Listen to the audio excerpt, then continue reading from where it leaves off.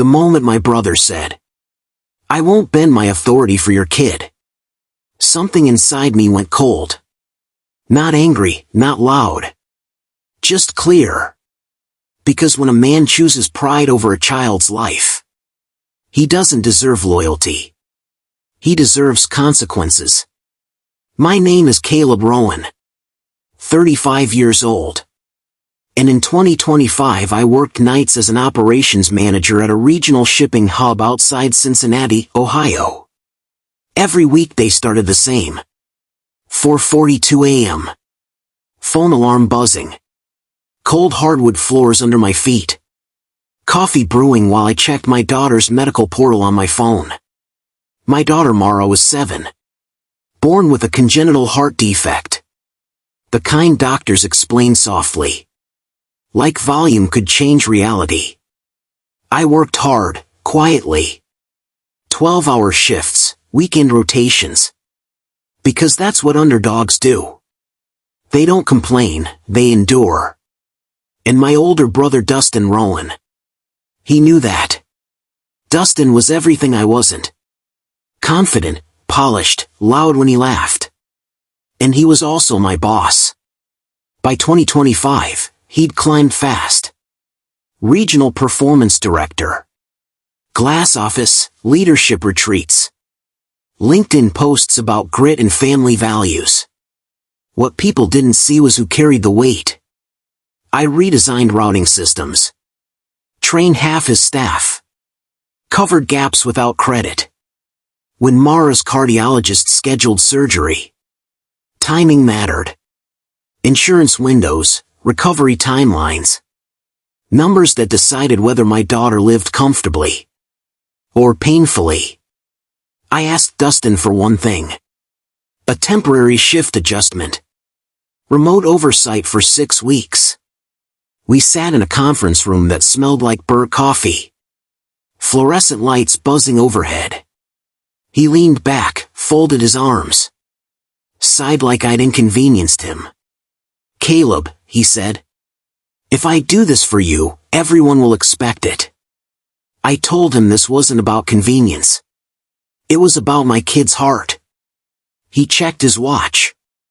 That's when I knew. 2 days later. HR calendar invite. Mandatory. Dustin sat there silent. Arms crossed. While HR read from a prepared script.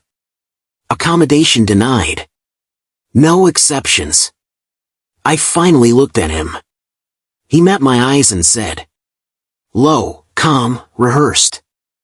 I can't weaken my authority for personal reasons. Even family ones. My ears rang. My hands clenched under the table. All I could see was Mara. Her small wrist. That plastic hospital band too big for her skin. I nodded once. Stood up. Walked out. And my brother let me. I didn't yell. Didn't threaten. I went quiet. At night beside Mara's hospital bed. Machines breathing for her. I started documenting everything. Emails Dustin forwarded under my name. Metrics altered to boost his division. Compliance steps skipped. Then blamed on lower management. I sold my truck. Applied for emergency grants. Prepared for the worst. I wasn't planning revenge. I was planning survival. But truth has weight. And once released, it falls where it should. Corporate announced an internal audit. Company-wide. That night my phone exploded. Dustin. Call me. We need to talk. You don't understand how bad this looks. Voicemail, 1:17 a.m. This could destroy everything I built. I didn't respond.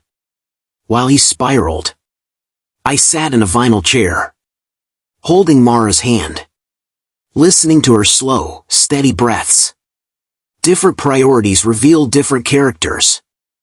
The audit results were announced during a live-streamed town hall. Executives on stage. Names read aloud. When they said Dustin's, The room shifted. Unauthorized reporting. Misuse of authority. Retaliation against subordinates. Security stepped in. No shouting, no drama. Just a badge deactivated. And a man escorted out past the people he once ruled. As he passed the audience, his eyes found mine. I was holding Mara's medical folder. He understood everything. Too late. Dustin didn't go to jail. Something worse happened. Silence. No callbacks. No referrals. Industry memory is long when integrity is short. Mara got her surgery. She laughed again. Ran again. I transferred departments. Started over clean. I learned something that year. Pride doesn't protect anyone. Power doesn't mean control. And family isn't proven by blood, but by who shows up when it costs them something. These days mornings are quieter. Sunlight through kitchen windows. School backpacks, cereal bowls.